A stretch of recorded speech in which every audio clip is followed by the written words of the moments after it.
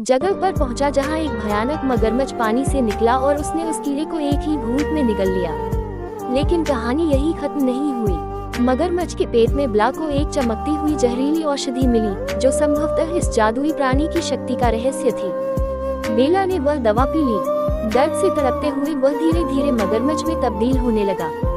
जैसे ही वे औषधि पीते हैं, वे विशालकाय जादुई मगरमच्छों में बदल जाते हैं, इतने शक्तिशाली कि पूरा जंगल हिल जाता है।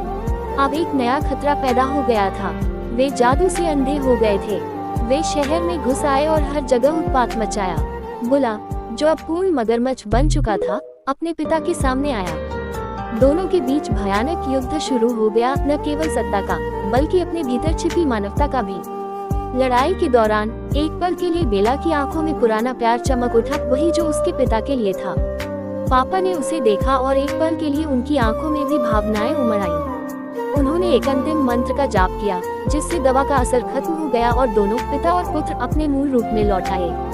पापा ने बेला को गले लगाया और कहा, ग्रेटर देन, असली शक्ति किसी को मिटाने